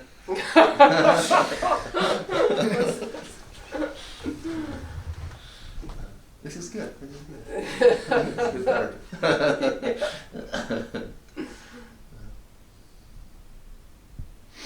But yeah, I think integrity becomes clear as part of this as well, right? I guess there is a more clarity around what is integrity, at least to me, and I hope that I'm calibrated well in the rest of the world. Is it? Like, yeah, I suppose so. Yeah, yeah. But yeah, it's not necessarily reflected back, is it? That's. Mm. I just saw that it made difference. Like, I don't know, like if I go into Argos and they've got those, but they don't do the catalogues anymore, do they? But they used to have the pens. And, Yeah. yeah, and you'd go, oh, it's just a fucking pen. I'll put that in my pocket and I'll take it. But I found that little things like that, I could no longer do it. Yeah. I could not make little decisions that were out of integrity just because I just couldn't. I just wouldn't even think of it. And I clearly knew that this costs me kind of, these little decisions here sort of cost me everything. Okay. But the bigger stuff, do you just do what you want? Oh yeah, I rob banks. Do you want to rob banks? No, I don't know. What do you mean bigger stuff? Like, when you do what you want in life, do you find you're a lot more free in what you want, or not? Not as free as I'd like to be. Again, coming back to, I'm not the me that I want to be all the time, free of fear, free Right. of modification in order to fit in, or worried about, don't know, yeah, even a lot of the times the arguments don't stack up anymore. However, the limitation still exists at the level of Life. stepping into action. Yeah. Okay. Yeah.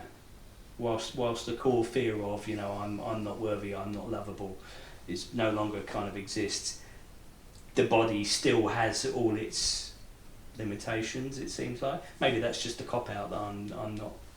Is it Holding because, myself is it just instant gratification stuff? Are you talking about more pleasure seeking, or are you talking about... More risk-taking, I think, in just, in doing things in life. Okay, Yeah. so what you would, if you were... Like the introvert just going, okay, I'm gonna do something, I'm gonna create a one-man show, and I'm gonna go there once a week, and I'll start my own non-duality meeting, and I'll sit up the front there once a week, and I'll let people come, and I'll be the guy or the girl. Uh-huh. Yeah, but that, for example, doesn't happen. I don't But just what's in go, the way oh, I of- could do anything, and I'll just do it. Well, there's nothing in the way of that, like, that's quite easy. That one. Right, and yet there's a list of things that I could, that I could do in life. Okay, so it's not. There are many avenues for more, for doing more, for being more, for allowing myself to be seen, for being more extroverted. But there's nothing more really vulnerable. standing out. That's what you're saying. It's not like it's not clear, because if you wanted to do something like this so much, you would presumably do it. Because Yeah. but you've a couple of months left to study, and then it's Mhm. and you're done, aren't you? Mm. Yeah. Then I'll have a degree. Well, you'll be free of fucking essays, won't you? I'll be free of doing what they fucking want me to do. That's what I'm looking forward Yeah, to. no, I get that. I'm looking forward to getting me back. I have this growing realisation of the version of me that I checked into the cloakroom on week 1 of this 3-year course, and I'm very much looking forward to getting that bit out of the cloakroom and putting it back on. It was my decision to put it in there. I see, Okay, right. as part of the process. Okay, fair enough. Yeah, yeah. So that's what you had to do. 3 years, lucky. Mm. But yeah, I get angry at them, at the parts of myself that I don't currently inhabit, because I'm trying to do it their way.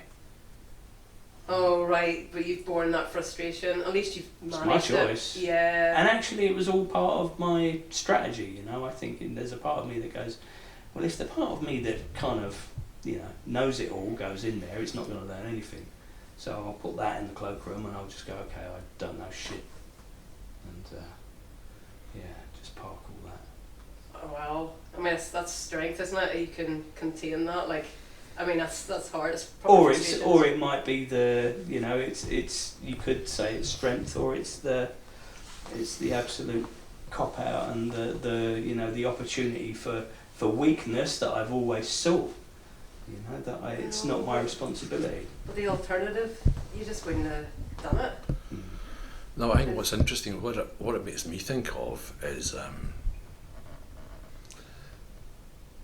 the child whose parents tell it, no, you can't do that. You've got to do this. You've got to do it our way. So the child checks their authentic self into the cloakroom, does what mum and dad tell them to do, until they reach the age when they can get out and reclaim their authentic self. Yeah. So in this scenario, the college or the parents, because they know better, they're going to teach you what you need to know. Mm. And while some of that jars with you a bit, the end is in sight, and you can go back to cloakroom Yeah. and take Bob back. It's a parallel process. Yeah. A lot of people find it really hard to go back to the cloakroom now, don't they? Absolutely. Like, and some never do. Like. And they end up going to therapy. Yeah. I catch glimpses occasionally of what I feel like I had going into that process that I no longer have access to. I don't currently sit with in terms of embodiment, or even knowing and remembering. Occasionally something will remind me, and I'm like, fuck me, I used to think that. I have to refer to myself in the past. Wow, that's something I used to say, rather than it just being live and direct, my first-hand current. Yeah, and sometimes that's quite scary to realise how much I feel like I've kind of given up and lost. So it's more of a loss then, in a Currently. negative. Currently. It's grueling, like it's grueling, isn't it? Yeah, but what's also happening is I'm coming into the final furlongs of the journey, Yeah. and there's a sort of an anger building against that. There's an energy building that is going to create something, I imagine, at the end of it. And when I go into the cloakroom, when I get my old self back, I'll be like, oh yeah, fuck me, this is why I went on that journey, so I can now be that, but with this fucking anger and this power and this drive to actually do something with it. It's the poem. Yeah. I can't remember who wrote the poem, but it's the thing about at the end of your searching, you'll arrive at where you began and know that place for the first time. Yeah. Yeah. It's like every Paulo Coelho novel, isn't T.S. it? Eliot, You know? T.S. Eliot, yeah. Yeah. Yeah, it ends up being, you know, he's sitting under the tree where it was buried the whole time, where on the first page of the book. Yeah. Yeah. Fucking terrible, isn't it, that we have to go through that process? Yeah. But we do it. I think we repeat it. Yeah. You know, but it's like it's just like video games. Because video games get different levels, Mm. and you got to defeat all the demons in level 1, and you can't defeat the demon until you understand how it keeps killing you. Once you can defeat the demon, Yeah. oh, level 2, but you're back at the beginning of level 2, and the demons in level 2 are a bit more demonic. And you got to go through the whole process again. But each level, you know, you get a bit more armor, don't you? A bit more armor, a bit more wisdom. Mm. But you're back to level 4, back to the beginning. Yeah. Yeah. I remember I know at the start of the journey that I said, okay, well look, I'm just going to put all this down and you know, hopefully I'll get it all back at the end. And that which I didn't get, that which doesn't come back, that it clearly wasn't there in the first place. Okay. You know, and that's the risk, right? That's the roll of the dice. I might get to the end, I might get my bag out of the cloakroom and there's fucking nothing in it. You know, the cunts have rifled it and fucking taken me everything that was valuable. But I trust the process. You've been institutionalised if you're saying that. Yeah, well, no, I do trust the process Okay. because it was my process to join it in the first place. Okay, fair enough. Their process is their process and it's designed to do it, and I surrendered myself to their process to the point where I let go of Playing the game. myself. Yeah, I play their game Yeah. and I make sure that and we'll see what happens at the end, but I trust the process. You listening? Yeah. And in the meantime, you know, I don't know, as you know, the person that can be walking passively through life, I quite like the little bit of anger right now. Oh, I'm you quite feel enjoying like- that energy. Yeah, okay. I don't really feel much in terms of emotion. Uh-huh. So actually it's quite nice to see that building and to see that I'm a bit fucked off at them. I'm fucked off at listening to what they want me to do, and if they think I'm going to do what they tell me to do, the moment I fucking leave there, you know, they're drunk. But I'm a bit fucked off at me as well. That's really interesting because I remember Yeah. sitting in this room maybe sometime last year, and you saying that you never get angry. And now you're talking about feeling angry. Great, huh? Yeah. Progress. Yeah. Yeah. Yeah. I went through a period where, because I had a lot of anger, I used to go play football like a couple of times a week, like 7-a-sides, and I'd get really angry, like just ridiculously, and then I suppose once I got into this sort of non-duality thing, at a certain point, that just sort of died, and I remember going to play football with the same people, exactly the same setup, but the anger wasn't there, so I was just like, yeah, that was strange. Was that progress for you? I guess that was Yeah, progress, that was, right, at the time? Yeah, it was, because it was, angry, How do you feel about it now? How long ago was that?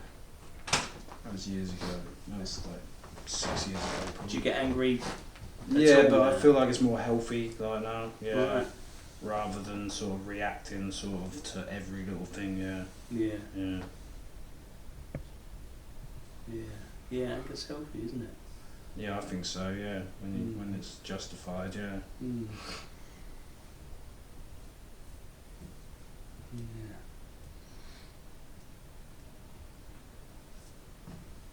Yeah, I was thinking about radical acceptance today, and What? just it's the get out of everything, isn't it? You know, anything that troubles me, I can just radically accept it, and then it just is. And it's sort of, I guess, it's non-duality in action, isn't it? Yeah, I suppose. Should do. Which is a great thing to have, but it can make you're emotionless and still Yeah. only. But yeah, so I was just thinking about radical acceptance earlier on today, and I thought, yeah, I'm going to do that again. Actually, it's good to be able to do both. That's the idea. I think isn't it? so. I was thinking you get stuck in that too, and the kind of. And I think that's what I did. Right. So putting myself into this course, you know, I picked a school of psychotherapy that's all about feelings. So, Right. So I threw myself into the lion's pit of feelings as an unfeeling person, and I knew it was going to chafe. Yeah. That's interesting. Mm. At least you know you've been through it. Like it's an interesting thing to know what it consists of, and you know, and what you take away. Because it was always, I used to always have my therapist on a pedestal or something. You know, back in the old days, like they know something, or I mean they do know some stuff, but you know, but the power you hand over is kind of akin to non-duality speakers. You know, Yeah. kind of. It's magical.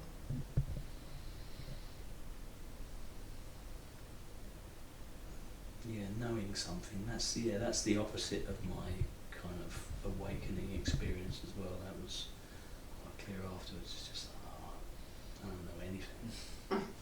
Nothing. And nothing kind of holds water if I look at it enough. No idea or thought or concept. It all just falls apart.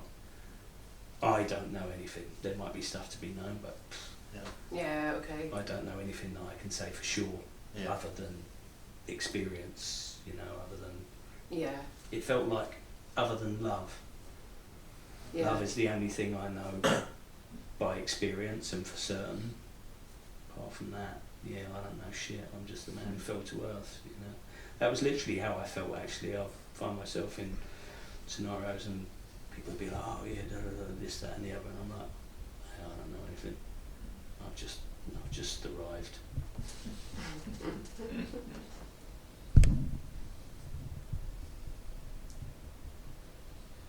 So 2 months. Is that it? Is it 2 months left or Yeah, something like that. 3. 3? Mm. Wow. Yeah. Mm.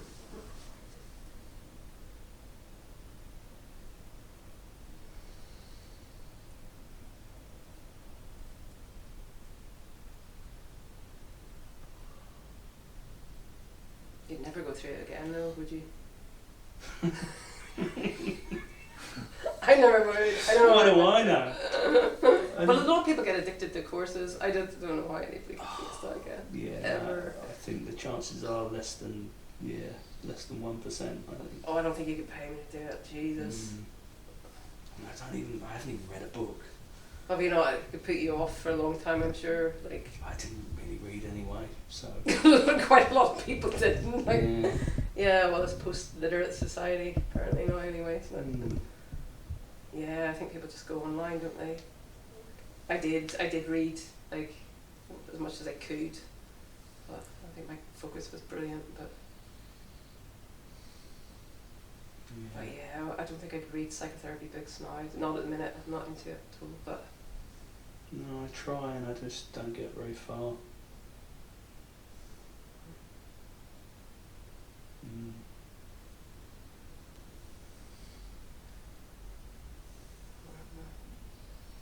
Yeah, I don't think I'd explore deeper being a therapist. I think upon completion of this course, reincorporating this bringing the non-duality in. into, yeah, I mean not non-duality by brand, but you know, in the mountain that is common to us all is gonna have to be visible in, you know, from the window of wherever I set myself up to be. You know, Yeah. I'm gonna have to bring spirituality or non-duality or any one of those ideas, but Well, it'll probably Yeah. come to you anyway. Like, yeah, I hope so. yeah, well, you can make it so anyway, and I would Mm. imagine quite easily. Cause, Yeah. It just makes more sense, doesn't it? Mm. No. Yeah, because I buzz in here. This is, this makes me alive. Mhm. That is quite the opposite. Yeah.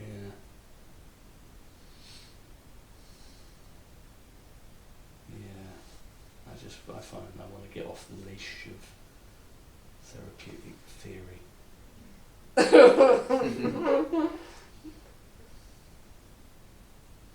Yeah. You'll have supervision. You don't quite get away. Well, that's minimal, that's different, I suppose. I think That could be because of quite my experience of walking into that room, as a, just a bloke walking the earth and having this 1 hour kind of happening good. that changed everything about life and, myself and comprehension of it.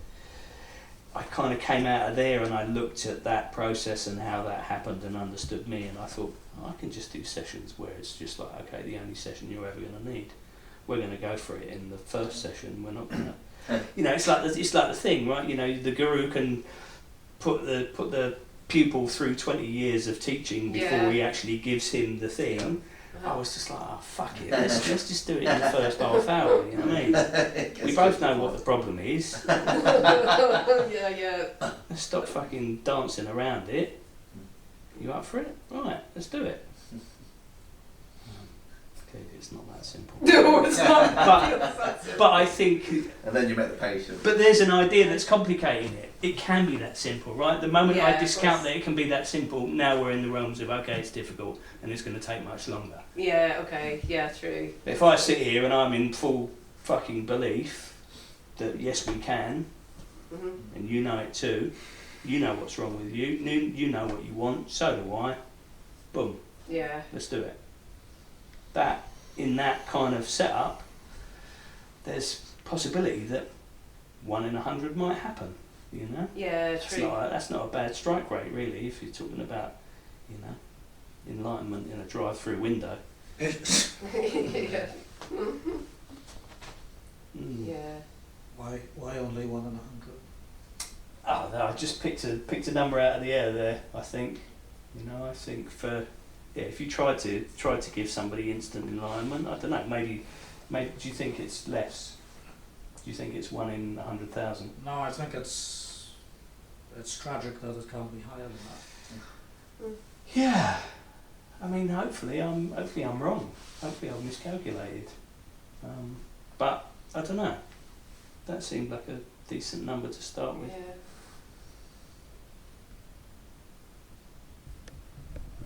It depends on aligning of circumstances, right? Yeah, I've got to we're be in the talking right about- place. The person in the other room has got to be in exactly the right spot in their life, Yep.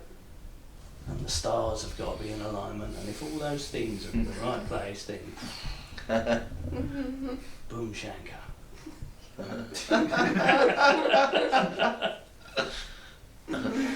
Yeah, that was literally my business plan when I came out of that. Well, no, I see how fucking simple that was. I'm just going to do that then. And here I am, Yeah. fucking taking 3-year degree courses to learn how to. So tell me what it was like as a child. It's a bit of the long way round, but Yeah. I still hold out some hope for my original idea. Maybe one day I'll get the balls to. So yeah, talking about things that I don't just go and do. Never did really try it quite like that. Alright, that's on the list. Yeah. Or I did maybe- work that sort of worked towards it, and with some degree of success as well. Be interesting to see where you wind up. I'm curious. I mean, interesting. Yeah, because I actually can see. I can see you getting through the course easy enough, but I can see that it's obvious that it would be having to leave a lot of stuff aside for me. I could see that too. But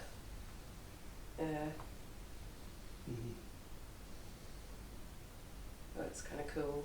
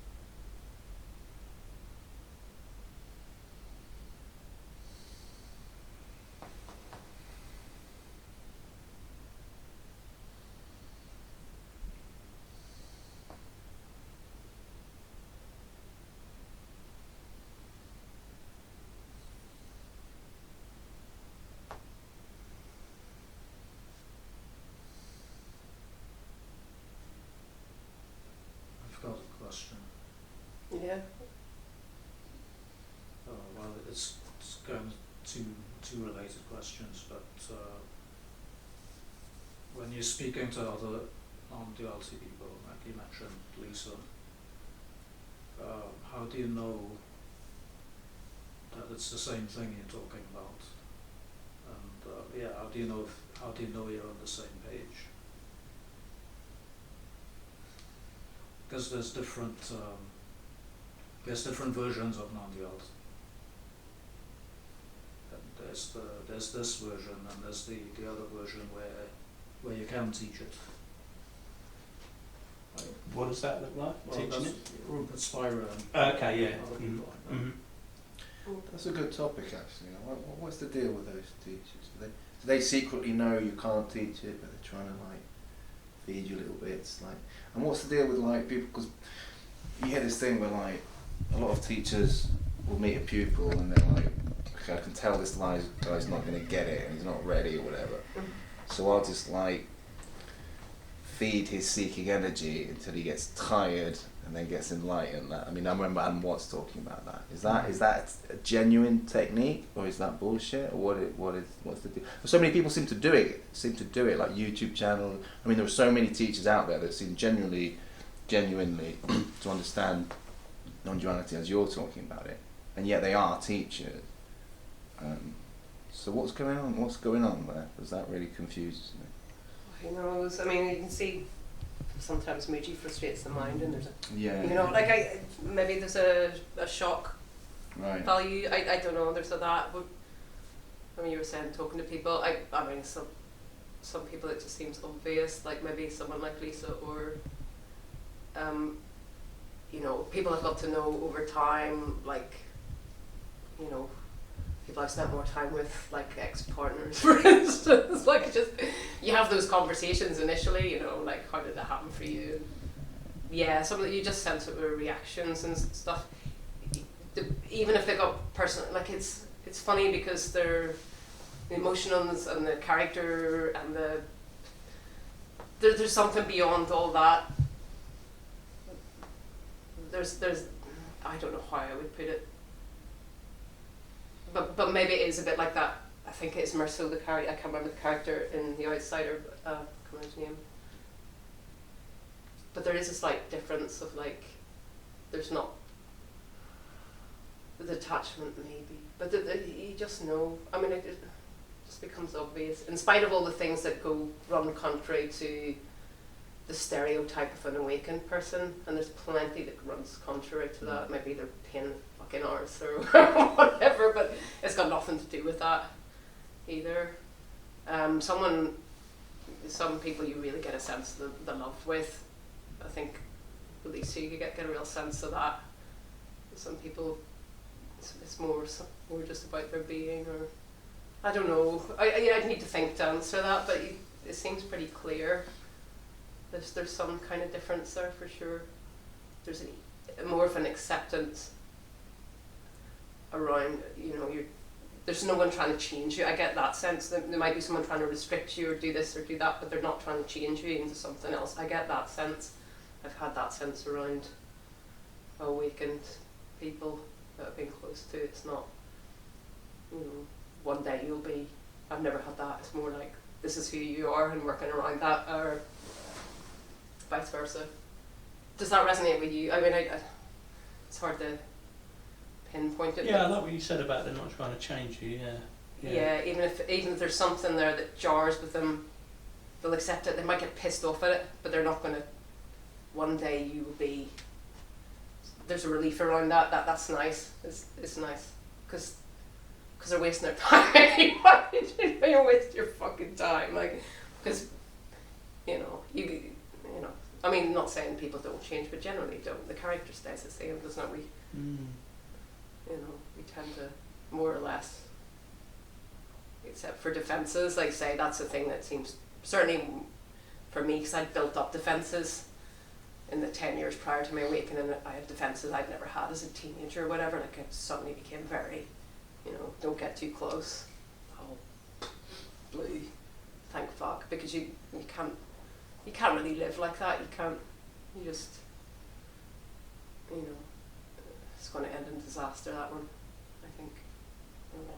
that was for me. It was going to end in disaster. Because you can't love someone, or you can't do anything much. You can't commit to anything, I think. I probably have an answer here.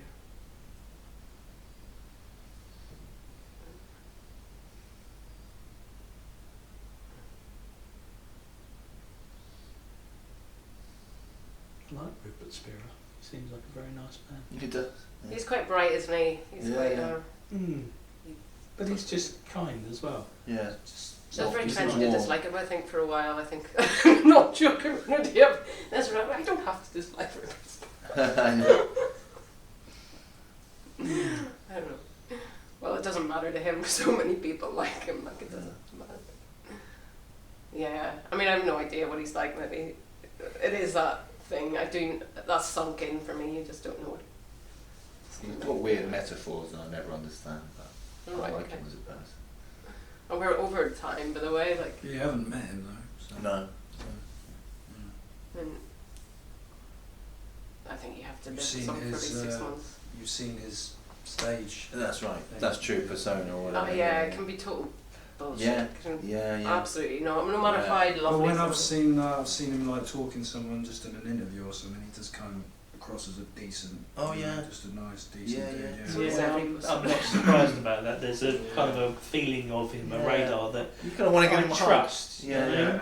yeah. Yeah. I think where it's how because he's offering you something, but there's no kind of edge to it. I don't know. Some people I feel like, yeah, I don't want what you're offering, but with him I'm like, oh yeah, I can. Even though I got, I don't know, from a personal point, I don't need what you're selling. I already have it, but I'm quite happy to sit there and just have him offer to me for hours actually, and I just go, oh yeah, thanks Rupert. Oh, Thanks, really? I like that. I think I'm a bit more sceptical, and I get what There's- you're but saying. it's happening at an energetic level. Oh yeah, And okay. So it there's doesn't some- really matter. There's when it's- something in me that just says yes to him. Just Okay. I just remain open. Yeah. It doesn't kind of go. Yeah, sure. I can Yeah. be sceptical as well though. Like. Yeah, I've been too And shocked by I've been things. friends with people on like older people on Facebook who are very scathing about him and like who are awake and very sort of wise sort of. What do they say? What's their issue?